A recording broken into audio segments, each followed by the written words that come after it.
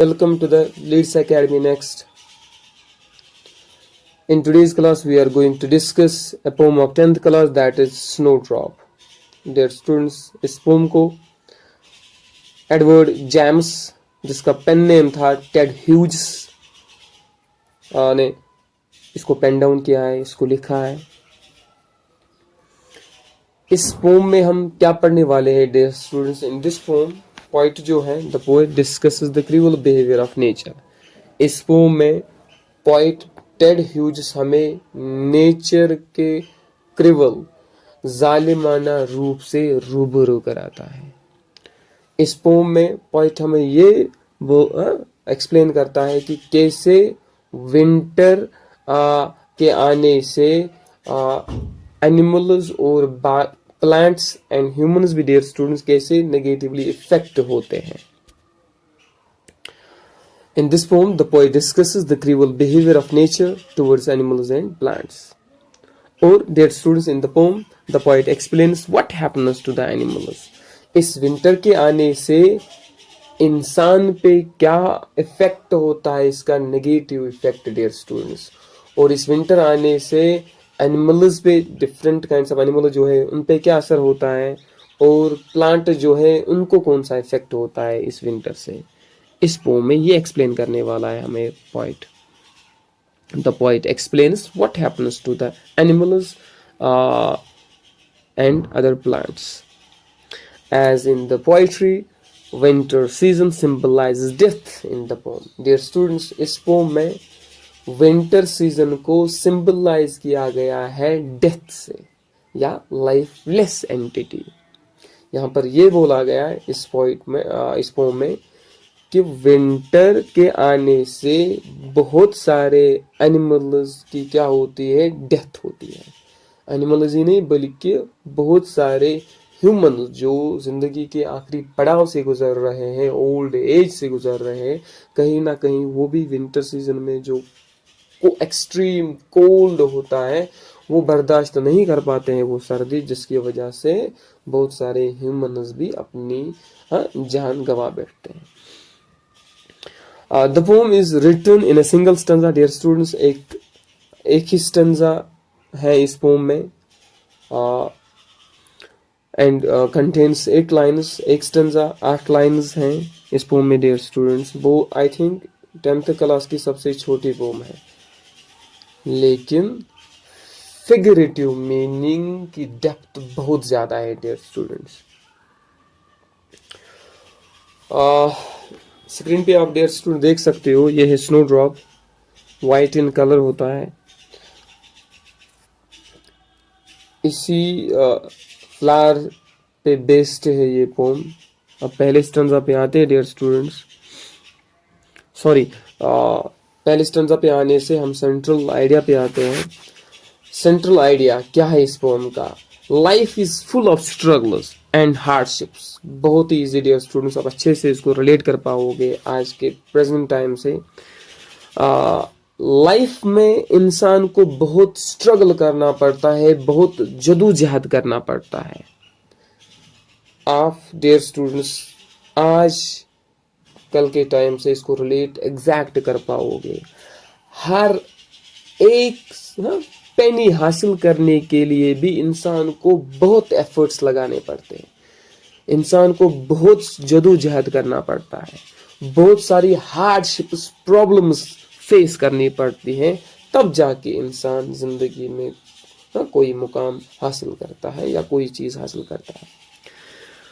The person who tackles these hindrances with determination and courage is said to brave and successful. Dear students, बहुत easy है कि अब हर एक इंसान को तो हार्डशिप्स, प्रॉब्लम्स आती है जिंदगी में, स्ट्रगल करना पड़ता है एक पेनी हासिल करने के लिए भी। अब वो इंसान अगर उसको जिंदगी में कोई मुकाम हासिल करना है या कोई चीज हासिल करनी है, तो वो 110% एफर्ट्स लगाता है उस चीज को या उस मुकाम को पाने के लिए। अब अगर कोई बंदा ऐसा है वो कह रहा है नहीं नहीं नहीं मुझसे नहीं होगा, इतना स्ट्रगल मुझसे नहीं होगा, तो इन द एंड क्या होता है, वो फेल होता है। लेकिन ऐसे इंसान जो प्रॉब्लम्स को, इन हार्डशिप्स को फेस करता है, डट कर मुकाबला करता है इन प्रॉब्लम्स का, बहुत जदोजहद करता है ओवरकम करने के लिए इन प्रॉब्लम से, तब जाके वो इंसान क्या होता है, सक्सेसफुल होता है। और इसी इंसान को यहाँ पर पॉइंट क्या कहता है, ये ब्रेव है, ये ब्रेव है क्योंकि इसने प्रॉब्लम्स को, इसने हार्डशिप्स को फेस किया है, तो वो इन द एंड वो सक्सेसफुल होता है। अब इस पोम में nature also uses various processes to teach the humans the lessons of success by determination and positive approach। इस पोम में भी और नेचर भी अक्सर हमें ये लेसन देता है, ये सबक देता है कि इंसान अगर 100% एफर्ट्स दे, स्ट्रगल करे और पॉजिटिव अप्रोच से, उसके दिमाग में ये होना चाहिए, हाँ मैं कर सकता हूं, I am next to none, मैं किसी से कम नहीं हूं, मैं कोई भी मुकाम हासिल कर सकता हूं, कोई भी चीज हासिल कर सकता हूं। अगर उसका अप्रोच पॉजिटिव है तो यकीनन वो कामयाब हो जाएगा एक ना एक दिन। अब इस पोम में for example snowdrop which are small white, इस पोम में स्नो ड्रॉप की बात हो रही है, टाइटल है इस पोम का स्नो ड्रॉप। स्नो ड्रॉप जैसे कि आपने देखा अभी स्लाइड पे एक फ्लावर है, व्हाइट इन कलर है डियर स्टूडेंट्स। ये ब्लूम होता है कब, इन हार्श, बहुत शदीद सर्दी जब होती है विंटर में, तब ये ब्लूम होता है, तब ये खिलता है, तब ये ग्रो करता है। Cut its way open through the frosty earth, तो अर्थ के ऊपर लेयर अगर आप देखोगे ड्यू टू स्नो और एक्सट्रीम कोल्ड, फ्रीज होती है ऊपर वाली लेयर, और स्नो की ऊपर वाली लेयर। तो लेकिन ये जो स्नो ड्रॉप है, ये इंतजार नहीं करता है कब ये स्नो मेल्ट होगा, ये फ्रीजिंग लेयर कब मेल्ट होगी, फिर मैं बाहर निकलूंगा, अपनी एग्जिस्टेंस दिखाऊंगा, अपना वैल्यू, अपनी वर्थ दिखाऊंगा, ब्लूम हो जाऊंगा, खिलूंगा। नहीं नहीं, ये मुकाबला करता है या हार नहीं मान लेता है ये। जैसे विंटर में अगर आप देखोगे कोई और प्लांट ग्रो नहीं करता है विंटर में एक्सेप्ट स्नो ड्रॉप। एक अकेला वाहिद एक फ्लावर है जो विंटर की शदीद सर्दी का मुकाबला करके ये फेस करता है, उस सर्दी को अपनी एग्जिस्टेंस दिखाता है। In the end pursues ends, ये अपना गोल हासिल करता है डियर स्टूडेंट्स, तो हार नहीं मान लेता है। तो कहीं ना कहीं हमारे लिए यही इस थीम पे बेस्ड है ये struggle, the hardships, the problems. Dear students, अब पहले स्टेंजा की ओर आते हैं। Now is the globe shrunk. नाउ यहां पर विंटर टाइम को कहा गया है। नाउ इसका मतलब अभी विंटर नहीं चल रहा है, नाउ इसलिए यहां पर ये वर्ड इस्तेमाल कर रहा है पॉइंट, ताकि ये हमें फील कराना चाहता है विंटर, इसीलिए इसने कहा नाउ। दैट मीन्स आप अपने माइंड सेट को बिठा लो कि अभी आप विंटर सीजन में हो। नाउ आप फील करो किसको, विंटर की उस शदीद सर्दी को फील करो। Now is the globe shrunk. Now जब विंटर आता है, is the globe shrunk. Globe means यहां पर द वर्ल्ड, और globe symbolizes here the snow drop which is round in shape. Snow drop जो है, अभी आपने पिक्चर पे देखा, उसका सिरा जो होता है वो राउंड शेप्ड होता है, तो उसके लिए भी यहाँ पर सिंबलाइज हुआ है यहाँ पर ग्लोब, या ग्लोब को आप किस लिए इस्तेमाल करोगे, पूरी दुनिया से, ग्लोब द वर्ल्ड। तो यहाँ पर बोल रहा है now in winter season the globe shrunk. Shrunk means यहाँ पर लाइफलेस, या श्रंक मीन्स यहाँ पर डेथ, श्रंक मीन्स यहाँ पर सुखड़ जाना। अब पॉइंट बोल रहा है विंटर सीजन में ग्लोब जो है, पूरी दुनिया जो है, या ये जो स्नो ड्रॉप फ्लावर है, ये सुखड़ जाता है, ठीक है, श्रंक हो जाता है। या इस तरह भी इस लाइन को आप ले सकते हो, विंटर सीजन के आने से पूरी दुनिया में श्रंक मीन्स लाइफलेस, बहुत सारे एनिमल्स, बहुत सारे ह्यूमंस, बर्ड्स की क्या होती है, प्लांट्स की क्या होती है, डेथ होती है। Tight round the mouses dealt. अब राउंड द माउसेस डेल्ड, अब माउस डियर स्टूडेंट्स हमेशा ये एक्टिव है, चूहा जो है हमेशा एक्टिव माना जाता है, स्विफ्ट, हमेशा फुर्तीला माना जाता है इसको। तो वेंटरिंग हार्ट, लेकिन एक्सट्रीम कोल्डनेस की वजह से क्या होता है, जैसे इसकी हार्ट बीट स्लो डाउन होती है।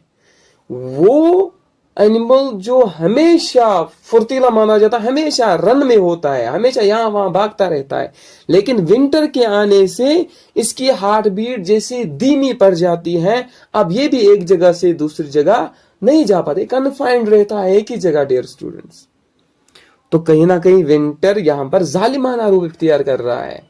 विंटर ने एक एक्टिव एनिमल को क्या किया, एक ही जगह कन्फाइंड किया, जैसे पिंजरे में कैद किया इसको, लिमिटेशंस लगाई इसको एक जगह से दूसरी जगह जाने पे।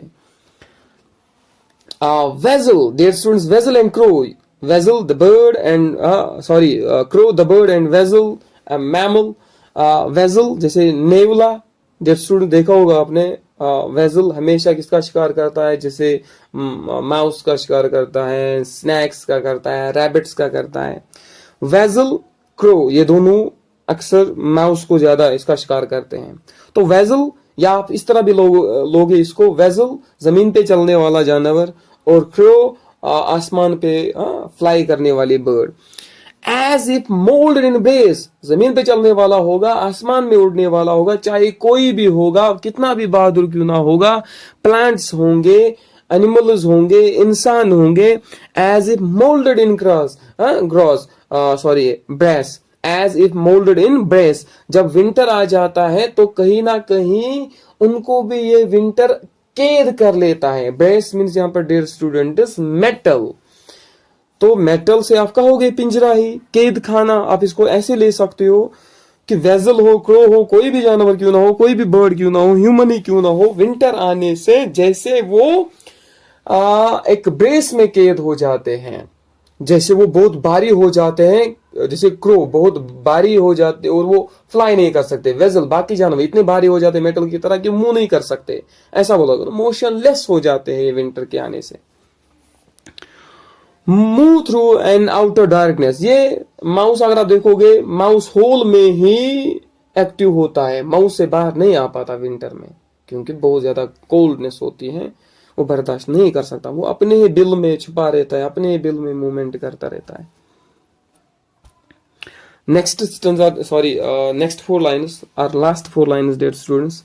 Not in their right minds, ये जो चूहे अपने ही बिल में, अपने ही माउस होल में मूव करते रहते हैं, ये अपने राइट माइंड में नहीं होते। दैट मीन्स इनको पता ही नहीं होता है हम क्या करें क्या ना करें, पूरी तरह से उनको दिखाई भी नहीं देता है, क्योंकि वहां पर ही क्या होते हैं डियर स्टूडेंट्स, आउटर डार्कनेस में होते हैं, अपनी बिल में होते हैं, मूवमेंट करते रहते।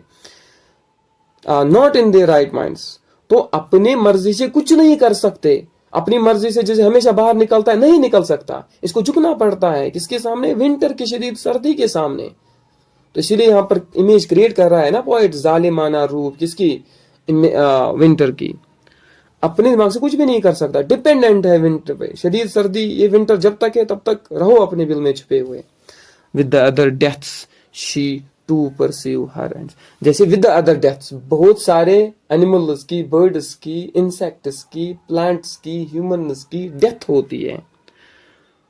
With the other death, she को यहाँ पे पर्सोनिफाइड किया इस फ्लावर को, स्नोड्रॉप को, जैसे बाकी इफेक्टेड होते हैं, मर जाते हैं सर्दी की वजह से, विंटर की वजह से, बट ये जो यहाँ पर स्नोड्रॉप है ये हार नहीं मान लेता है, इसकी डेथ नहीं होती है। She too perceives her ends, ends means यहाँ पर खात्मा नहीं dear students, ends means here the goal, इसका परसीव मीन्स अचीव, ये लेकिन अपना गोल अचीव करता है, ये लेकिन अपनी एम अचीव, अपना ऑब्जेक्ट हासिल कर लेता है।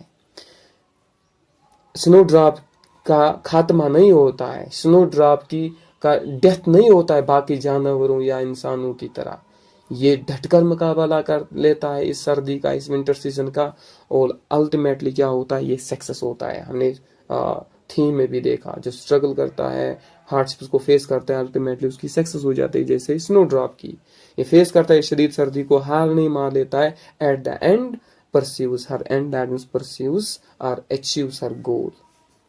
तो यहाँ पर इसको पर्सोनिफाइड किया गया है।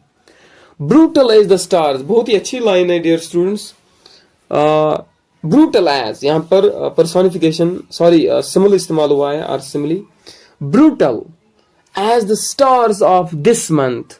अब यहां पर इस स्नोड्रॉप को ब्रूटल बोला गया है, जालिम बोला गया है। क्यों? As the stars of this month. अच्छे से इस लाइन को समझना dear students. Brutal as the stars of this month, जैसे this month means winter, month means here month means here winter. और विंटर में क्या होता है, आसमान पे अक्सर, अच्छा जब आज के टाइम में भी समर सीजन में भी जब आसमान पे तारे होते हैं, तो ये तारे, ये स्टार्स हमेशा इसलिए यूज करते हैं इनको हमेशा पोइट्स राइटर्स क्या करने के लिए, to find the way, the people are finding the way by the light, by the twinkleness of stars. तो क्या होता है, ये स्टार जब ट्विंकल करते हैं, लाइट देते हैं, तो रात के वक्त लोग जो हैं, एनिमल जो हैं, वो अपना रास्ता फाइंड करते हैं, ठीक है, इन स्टार्स की लाइट की वजह से, ट्विंकल की वजह से। But in the month of in the winter season क्या होता है, आसमान पे तारे होते लेकिन इनकी वो ब्राइटनेस नहीं होती जो समर सीजन में होती है। इन स्टार्स की लाइट की वजह से, ट्विंकल की वजह से इंसान जानवर जो अपना रास्ता ढूंढ लेता था। लेकिन विंटर सीजन में होते हैं तारे, लेकिन इनमें वो चमक नहीं, इनमें भी जैसे वो जान नहीं होती है कि इंसान अपना रास्ता ढूंढ ले इनकी। तो यहाँ पर इसीलिए इन स्टार्स को ब्रूटल बोला गया है, स्नोड्रॉप की तरह। हर पेल हेड हेवी एज मेटल, हर मीन्स यहाँ पर फिर से पर्सोनिफाइड किया है स्नोड्रॉप को। हर पेल, इसका जो पेल मीन्स यहाँ पर कलरलेस, ये जो पेल, ये जो वाइट कलर और कलरलेस होता है यहाँ पर स्नोड्रॉप फ्लावर। हेड हेवी, ये बहुत वजनी होता है इसका सिरा। एज मेटल, क्यों? क्योंकि इसके ऊपर, इस फ्लावर के ऊपर बहुत टाइम तक क्या होता है, स्नो होती है, जिसकी वजह से, या बारिश गिर जाती है बहुत ज्यादा विंटर में, तो जिसकी वजह से इसका सिरा जो होता है वो बहुत वजनी होता है, भारी होता है, मेटल की तरह, फिर ये झुक जाता है। डियर स्टूडेंट, मैं फिर से आपको पिक्चर पे दिखाऊं, जैसे यहाँ पर